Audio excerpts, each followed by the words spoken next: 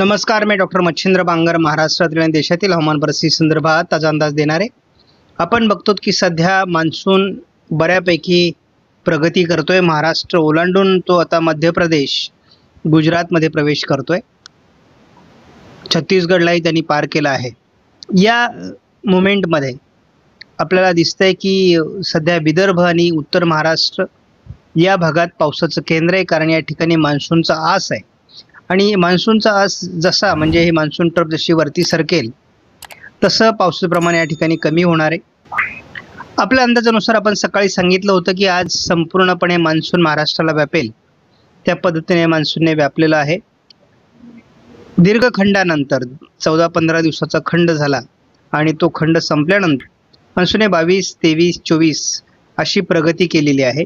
आणि त्यामुळे महाराष्ट्र पूर्ण व्यापल्यानंतर पुन्हा एकदा मान्सून कमजोर होणार आहे. थोडीफार प्रगती केल्यानंतर तो कमजोर होईल आणि पुन्हा एकदा 27-28 तारखेनंतर त्याला पुढची गती मिळण्याची शक्यता आहे. आज 24 तारखेपर्यंत आपण जर गेल्या आठवड्यामध्ये, कारण पावसाची सुरुवातच 22 तारखेपासून झाली, 22, 23, 24 केवळ आपल्याला 3 दिवस पावसाचं चांगलं वातावरण होतं. बाकी ठिकाणी विदर्भात थोडाफार पाऊस झालेला होता, परंतु इतर ठिकाणी फारसा पाऊस झालेला नव्हता.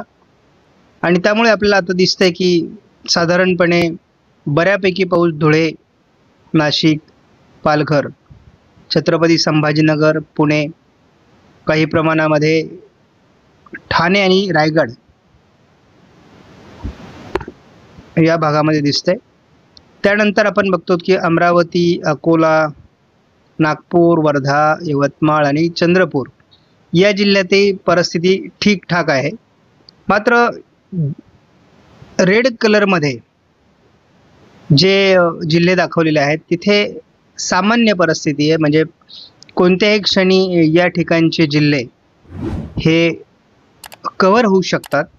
मात्र जे येलो कलरमध्ये जिल्हे आहेत त्यांचं जे काही घट आहे पावसाची ती मोठ्या प्रमाणात आहे. जवळपास आपण सोलापूरमध्ये आता 99% घट बघतो, धाराशिवमध्ये 94% घट आहे, बीडमध्ये 90% घट आहे, परभणीमध्ये 93% आहे, हिंगोलीमध्ये 95% आहे. तर अशा पद्धतीने याची मोठ्या प्रमाणात घट आपल्याला बघायला मिळते. इतर जिल्ह्यांमध्ये 60-70% दरम्यान घट आहे. मात्र ही पुढे आता आठवड्याभरामध्ये, म्हणजे आज आपण 24 तारखेला आहोत, आणखी 6 दिवसामध्ये यामध्ये आणखी बदल होईल. आणि एकूण जो जून आहे, कारण जूनमध्ये एल निनोमुळे मान्सून लेट झाला, कमजोर राहिला आणि त्याच्यामुळे जूनची सरासरी बिघडलेली आहे. ती किती सुधारते हे आपल्याला बघायचं आहे. आपण 1 जूनपासून 24 जूनपर्यंत संपूर्ण भारताचा विचार केला तर मग यामध्ये सुधारणा कुठे झाली आहे, तर आपण फक्त बघतो राजस्थानमध्ये थोडं एक पावसाचं प्रमाण ठीकठाक आहे, आंध्र प्रदेशमध्ये आणि पश्चिम बंगालमध्ये. बाकी ठिकाणी सर्व ठिकाणी पावसाची घट आहे. त्यामुळे अल निनोचा तीव्र प्रभाव आपल्याला यावर्षीच्या मान्सूनवर अगदी सुरुवातीपासून दिसतोय. 42% सर्वात अधिक घट ही देशामध्ये सध्या नोंदली गेली आहे.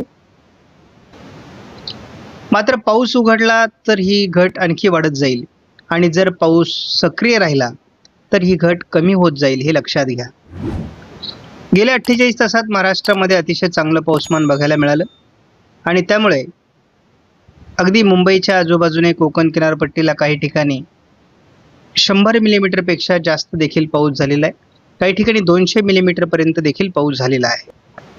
आपण बघतो की GFS मॉडेलने सुरुवातीला फारसं पाऊस वातावरण 24 तारखेपर्यंत दाखवलेलं नव्हतं, 25 पासून पाऊस दाखवलेला आहे. आता विदर्भामध्ये, मराठवाड्यामध्ये किंवा अगदी उत्तर महाराष्ट्र, मध्य महाराष्ट्र, पश्चिम महाराष्ट्रात हलकं ढगाळ वातावरण दाखवलेलं आहे. मात्र कोकण किनारपट्टीला पाऊस होईल असा अंदाज देण्यात आला आहे. GFSचा अंदाज फारसा महाराष्ट्रात जुळत नाही, हा आपला अनुभव आहे. पश्चिम महाराष्ट्रामध्ये म्हणजे सोलापूर, लातूर, धाराशिवमध्ये जरी उद्या GFSने पावसाचं वातावरण दाखवलं असलं तरी फार त्याचा प्रभाव पडेल असं वाटत नाही. आणि दक्षिण कोकणामध्ये, दक्षिण मराठवाड्यामध्ये देखील पावसाचा अंदाज दिलेला आहे. एकूणच मान्सूनची प्रगती ही थोडी रखडण्याची शक्यता आहे 2-3 दिवस. आणि त्यामुळे आपल्याला असं दिसतंय की कोकण किनारपट्टीला थोडं 27 तारखेला दुपारनंतर पुन्हा वातावरण सक्रिय होईल, परंतु येत्या 48 तासात मात्र वातावरण थोडं कमजोर होण्याची शक्यता आहे मान्सूनचं पश्चिमी शाखेकडून आणि पूर्व शाखेकडूनही कमी दाखवण्यात आलेलं आहे JFS मॉडेलनुसार. खऱ्या अर्थाने पुन्हा मान्सूनची प्रगती ही 28 नंतर सुरू होईल असा अंदाज आहे. आणि मान्सून मी यापूर्वी सांगितलेले मान्सून हे वारे आहेत. मान्सूनचे वारे जसे अनुकूल होत पुढे सरकतात त्याला आपण मान्सून सरकला असं म्हणतो, परंतु प्रत्यक्षात त्या ठिकाणी पाऊस होईलच असं नाही. परंतु आता सध्या मान्सूनच्या ज्या ठिकाणी आस किंवा ट्रप आहे त्या ठिकाणी पाऊस होतोय. आपण JFS मॉडेलचा अंदाज बघितला, आता आपण ECMWF मॉडेलचा अंदाज या मॉडेलनुसार बघत असतो. या ठिकाणी दक्षिण कोकणात थोडं पावसाळी वातावरण उद्या राहण्याची शक्यता दाखवण्यात आलेली आहे. थोडं विदर्भ आणि मराठवाड्याच्या पूर्व भागामध्ये पावसाचं वातावरण राहील असा अंदाज देण्यात आला आहे. मात्र या पट्ट्यामध्ये म्हणजे याला आपण पर्जन्य छायेचा प्रदेश म्हणतो, या ठिकाणी पावसाचे प्रमाण कमी राहण्याची शक्यता या मॉडेलने दाखवलेली आहे. 26 तारखेला देखील केवळ दक्षिण कोकण थोडंफार वातावरण आणि थोडं विदर्भाच्या काही जिल्ह्यांमध्ये थोडंफार सोलापूर लातूरच्या दक्षिणेला थोडंफार वातावरण तयार होईल, परंतु पावसाचं प्रमाण थोडं पुढील 48 तासासाठी या भागात आपल्याला कमी होताना बघतो आहोत आपण. 27 पासून हवामानात पुन्हा बदल होणार आहे.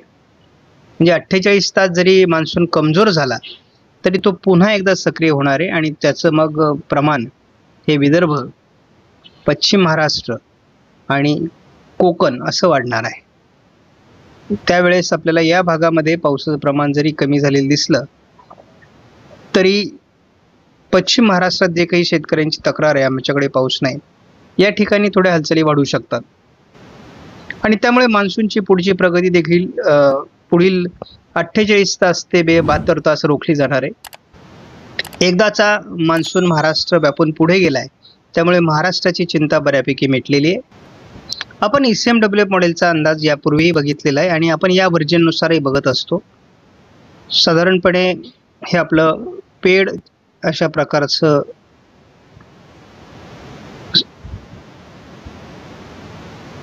हे आपलं पेड मॉडेल आहे. त्यानुसार आपण बघतो की म्हणजे साधारणपणे पुढील 72 तासामध्ये थोडं विदर्भामध्ये पावसाची शक्यता आहे आणि कोकणामध्ये पावसाची शक्यता आहे. हा जो मधला पार्ट आहे या ठिकाणी पाऊस कमी होण्याची शक्यता आहे. आता काही कॉमेंट्स देतात मला की तुम्ही उत्तर महाराष्ट्रात पाऊस कमी सांगितला होता, तिथे चांगला पाऊस पडला. जेव्हा मान्सून पुढे सरकत असतो आणि जेव्हा मान्सून ट्रप तिथे असते तेव्हा त्या भागात पाऊस चांगला होतो. आमचे अंदाज वर्षभरासाठीचे आहेत, ते आजच्या 48 तासाचे किंवा 8-10 तास दिवसाचे नाहीत. आता या मॉडेलने सध्या विदर्भ, जळगाव, अकोला, अमरावती, नागपूर, भंडारा, गोंदिया, यवतमाळ, वर्धा, वाशिम या पट्ट्यामध्ये थोडं पाऊस दाखवला, कारण या ठिकाणी मान्सून नुकताच पुढे सरकला आहे आणि आता लवकरच म्हणजे आपल्याला आजच बऱ्यापैकी वातावरण कोकणाच्या भागापासूनच उघडलेलं दिसतंय. येत्या 48 तासामध्ये बऱ्यापैकी वातावरण जरी कमी झालं तरी आपल्याला या ठिकाणी एक चांगली बातमी अशी आहे की मराठवाड्याच्या काही जिल्ह्यांमध्ये आणि काही प्रमाणात विदर्भातील जिल्ह्यांमध्ये पावसाची शक्यता आहे आणि मॉडेलने या दरम्यान धाराशिव आणि सोलापूरमध्ये देखील थोडंफार पावसाचं वातावरण तयार होईल असा अंदाज दिलाय. शेवटी मॉडेलचे अंदाज किती जुळतात सध्याच्या वातावरणात ते बघावं लागेल. 26 तारखेला देखील मान्सून बऱ्यापैकी कमजोर राहणार आहे. केवळ विदर्भ, मराठवाड्याचा थोडा पूर्व भाग आणि कोकणामध्ये ढगाळ परिस्थिती घाटमाथ्यावर एवढंच वातावरण आहे. या ठिकाणी पूर्ण निरभ्रता येऊ शकते असा अंदाज आहे आणि उत्तर महाराष्ट्रामध्ये देखील 26 तारखेला देखील थोडं उशिरा बीड, सोलापूर भागात हलक्या पावसाची शक्यता आहे. 27ला दुपारनंतर थोडं वातावरण बदलणार आहे. याचं कारण असं आहे की या ठिकाणी एक चक्राकार स्थिती आहे आणि त्या चक्राकार स्थितीच्या दिशेने वारे फिरतायत. त्यामुळे या ठिकाणी पावसाळी क्षेत्र निर्माण होऊ शकतं आणि त्यामुळे दक्षिण कोकणासहित पश्चिम महाराष्ट्रातील काही भाग आणि या काही भागामध्ये महाराष्ट्राच्या पावसाळी वातावरण तयार होऊ शकतं असा अंदाज आहे. अगदी 28ला पहाटे विदर्भामध्ये पावसाचं प्रमाण वाढू शकतं.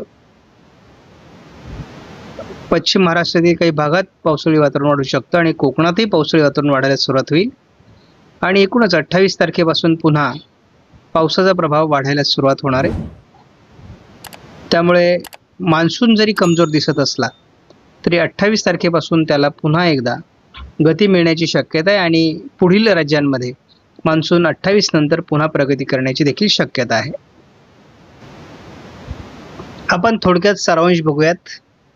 पुढील 48 तासात किंवा 72 तासामध्ये थोडं आपल्याला या भागामध्ये पावसाळी वातावरण दिसते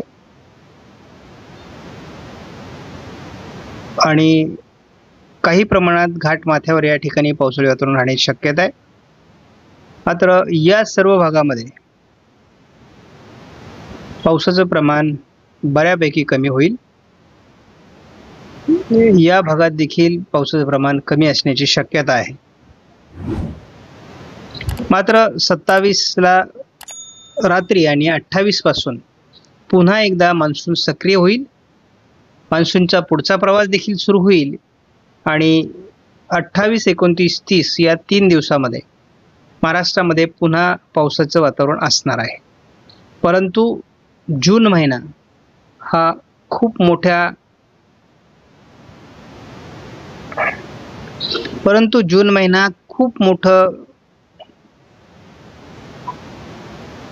जून महिना दुष्काळाचे संकेत देण्याची शक्यता आहे.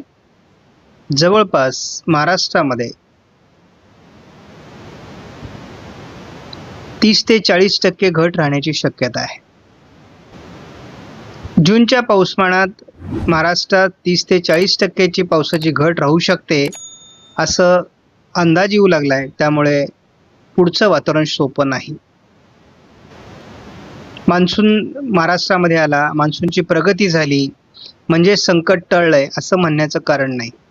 त्यामुळे एक लक्षात ठेवा, आपल्याला जुलैमध्ये खूप चांगला पाऊस आहे आणि तो किती आधार देतो यावर आता सर्व गोष्टी अवलंबून असणार आहे.